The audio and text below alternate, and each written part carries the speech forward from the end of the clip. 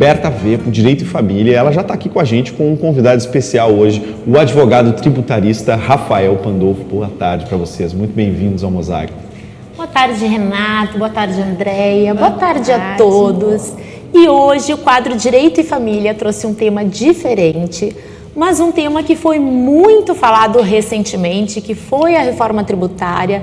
Como é que o direito tributário incide nas nossas vidas? Eu até, doutor Rafael, eu costumo falar que as crises financeiras, nós vemos às vezes empresas com grandes dívidas tributárias, dívidas trabalhistas. Essas crises financeiras empresariais acabam refletindo também no núcleo familiar, porque agravam problemas de ordem pessoal, se somam aos problemas de ordem pessoal e acabam criando divórcio, acaba saindo divórcio. Então, o direito tributário, ele também acaba aqui indiretamente refletindo na sociedade como um todo. E por isso, hoje eu trouxe aqui o Dr. Rafael Pandolfo para nos esclarecer como é que o direito tributário interfere nas nossas vidas. Então, para nós começarmos, Dr. Rafael, explica para a gente o que é o tributo e como é que o direito tributário impacta nas nossas vidas. Perfeito. Bom, boa tarde, a todas, todos. Obrigado, Berta, pela oportunidade. Esse é um tema extremamente interessante, porque se nós formos analisar, a maioria das pessoas acha, não, o tributo é um valor que eu pago. Então, eu ganho tanto e eu pago tanto. Mas eu vou fazer a seguinte proposta. Vamos imaginar que uma pessoa viva 80 anos. Essa pessoa tem uma alíquota de imposto de renda, mais o ICMS das coisas que ela compra, uma alíquota de 25%. Você sabe o que vai acontecer? 20 anos da vida dessa pessoa vão ser dedicados ao Estado. Ou seja, o esforço que ela fez para acumular patrimônio durante 80 anos, ela trabalhou 20 anos para o Estado, que é 25% do tempo dela. É muito tempo, né, doutor Rafael? É bastante. E bastante valores em dinheiro também repassados ao Estado. E aqui que está, nós aqui no Brasil temos ainda o problema da questão de não termos a contrapartida do tributo, né? Nós não temos a segurança perfeita, a segurança pública perfeita, nós não temos uma boa educação também. Muitas pessoas procuram também lá os colégios particulares, a educação particular, saúde particular. Então é um problema que segue, né? Porque nós contribuímos, mas a contraprestação também, que é esperada, muitas vezes não volta. Não só segue, nós não apenas pagamos mensalidades, como nós pagamos imposto sobre as mensalidades. Se nós entendermos, que as mensalidades não são integralmente dedutíveis, que a dedutibilidade delas é limitada, significa que eu estou pagando mensalidades além do valor que é dedutível para o meu imposto de renda, e isso não vai ser deduzido do meu rendimento.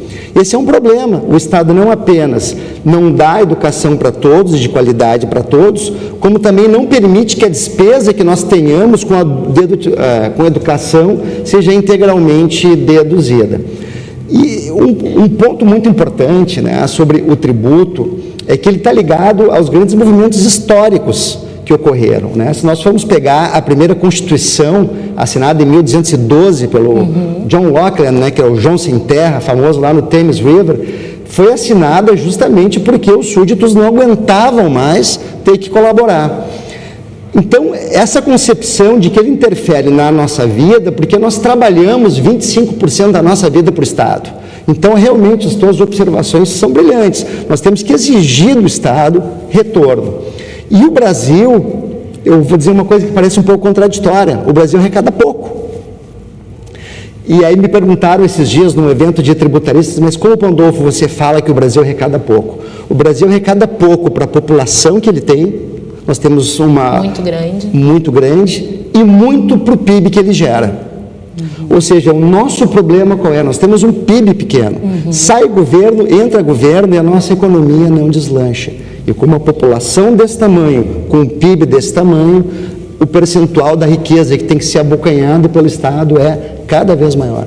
E hoje, doutor Rafael Pandolfo, quanto da nossa renda vai para o Estado como tributo? Eu acho que da riqueza gerada pelo país, em média, em torno de 33% a 34% da riqueza gerada é para o pagamento de tributos. Muita coisa. É muita coisa. Nós pagamos tributos sobre o patrimônio, vide IPVA, vide IPTU, nós pagamos tributos sobre a renda, como o imposto de renda, sobre o consumo, e agora vamos ter a reforma da tributação sobre o consumo. A gente vai no supermercado, por exemplo, compra um vinho, a alíquota é mais cara, compra um produto da cesta básica, a alíquota é mais barata. Um dos motivos é a tributação que varia nessas duas incidências. E uma curiosidade que eu tenho, a reforma tributária vai melhorar a vida das famílias brasileiras? Pois é, essa é a grande pergunta, né? One million question. Se espera que sim, mas precisamos que ela evolua bastante ainda. Tem um aspecto que me preocupa muito na reforma tributária, o aspecto do sigilo. O que eu quero dizer com isso?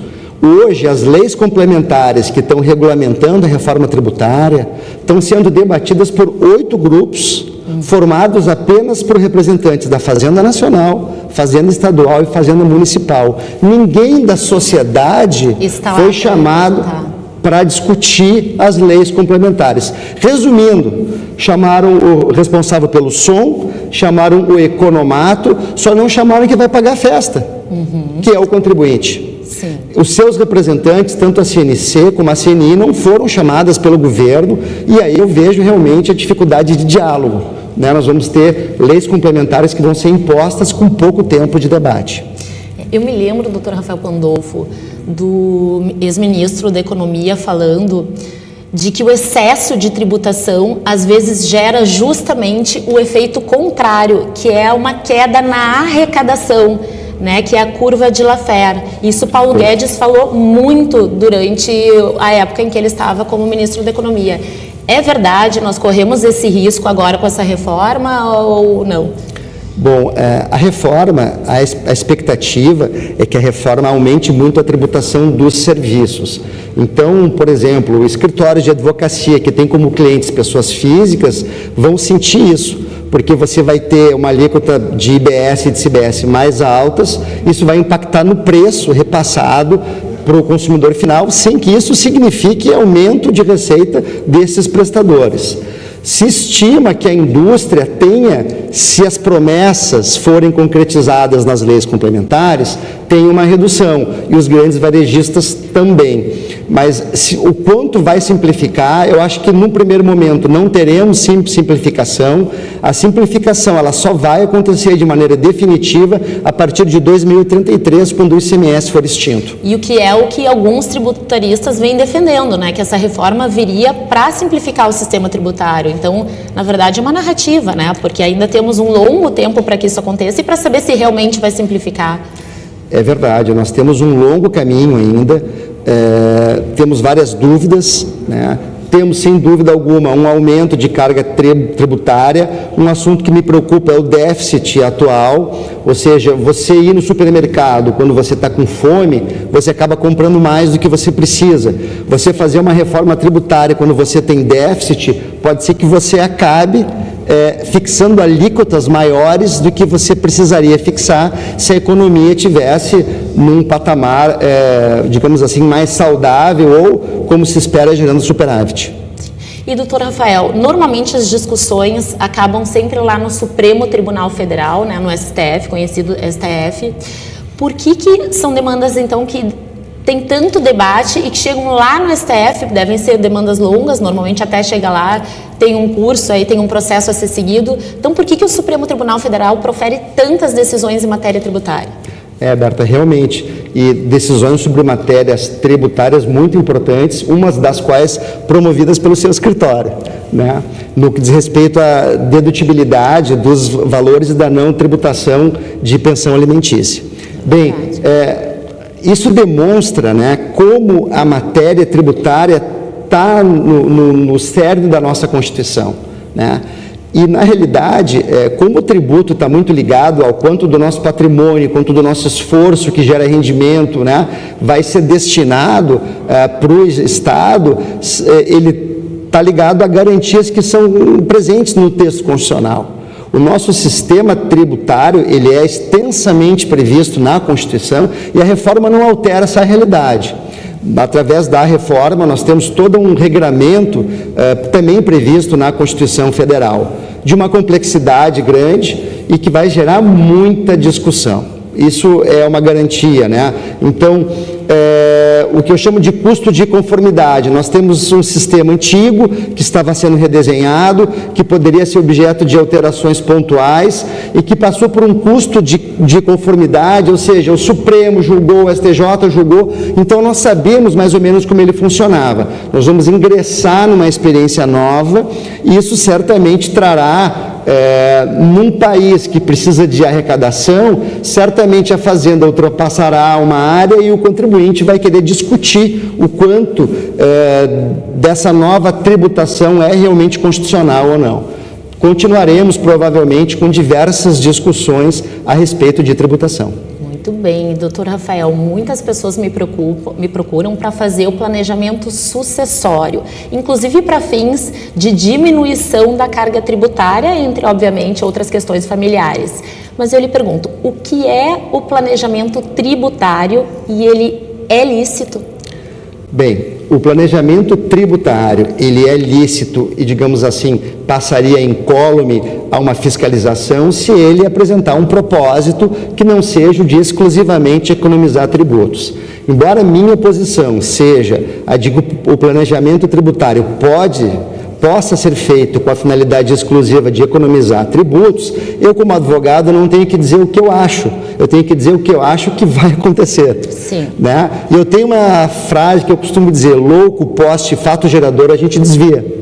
Né? Fato gerador é o que faz nascer a obrigação tributária. Então, o bom é não ter embate, realmente não ter confusão e seguir os parâmetros geralmente utilizados pela fiscalização. Seguindo essa linha, nós verificamos que é importante que se crie uma estrutura que tenha um propósito distinto que pura e simplesmente economizar tributo. Embora também deva dizer que o Supremo ande caminhando numa linha de legitimar esses planejamentos, mas eu sempre tenho muita cautela nessa orientação. E fundamental, um bom advogado de direito de família, porque o tributo é uma parte de um todo. Não adianta você consertar o tributo, que é parte, e esquecer da parte maior, que é o todo. Exatamente. E seguindo nessa linha, ainda temos muito por vir, pelo jeito, em relação à reforma, então eu pergunto, nós temos problema na aplicação das leis hoje aqui no Brasil ou não? Esse é um ponto fundamental para a gente entender o sistema tributário e nós compreendermos também como as alterações que estão sendo realizadas impactarão na nossa realidade. Hoje, quando é publicada uma lei como qualquer peça literária, está sujeita à interpretação. E a interpretação está sujeita à intenção. E a intenção, por quem sempre, pelo lado de quem sempre tem dificuldade na arrecadação ou precisa arrecadar mais, é estender a lei para alcançar fatos que talvez, na visão do legislador, não fossem alcançados pela lei. Para que quem está nos assistindo entenda de uma maneira mais clara, né, a carga tributária ela tem que ser fixada pelo legislador. Ele é o nosso representante. Sim. Os deputados estaduais, os vereadores e os deputados federais.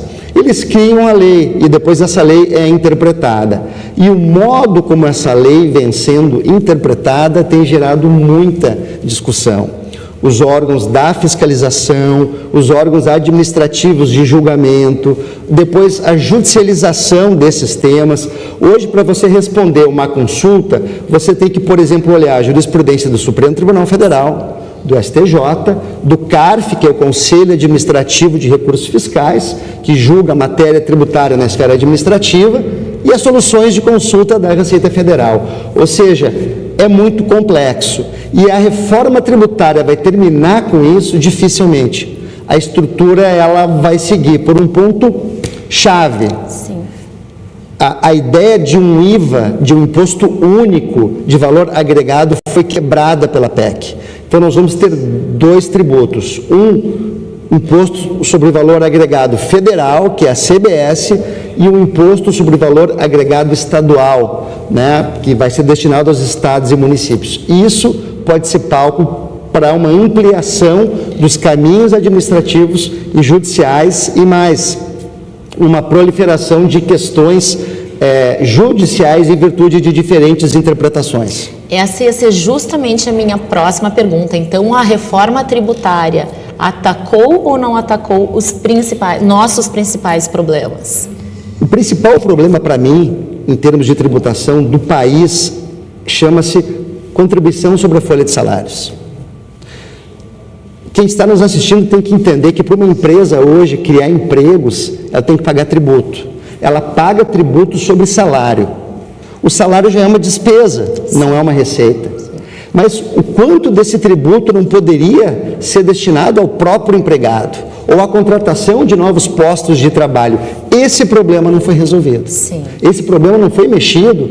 É mais ou menos como se você tivesse que fazer uma cirurgia, você tem uma fratura exposta e uma sinusite. Essa reforma tributária conserta a sinusite, mas deixa a nossa fratura exposta, que é o que realmente nós queríamos que tivesse sido feito, né? Fazer uma alteração que gerasse emprego, que fomentasse. Para que essa reforma de tributação do consumo gere resultados, vai ser muito importante o resultado dos trabalhos e das leis complementares que vão regulamentar a reforma. A reforma ocorre primeiro no plano constitucional, depois nós temos um plano de leis complementares que fixam as alíquotas. Sim. As alíquotas vão ser o tamanho da mordida do leão. Então, por enquanto, a arcada, nós não sabemos se ela vai ser desse tamanho ou desse tamanho. Sim. E isso vai ser definido nos próximos capítulos dessa novela chamada Reforma Tributária. Doutor Rafael, eu gostaria de ficar aqui por muito tempo, tenho muitas dúvidas, o assunto é muito polêmico, pessoas que defendem, pessoas que são contra, então infelizmente nosso tempo é curto. Eu vou lhe agradecer muito por estar aqui, por nos esclarecer de forma tão clara, tão brilhante. Muito obrigada mais uma vez. E na semana que vem o quadro Direito e Família vai falar sobre proteção do idoso e direitos do idoso. Fiquem com a gente e até mais.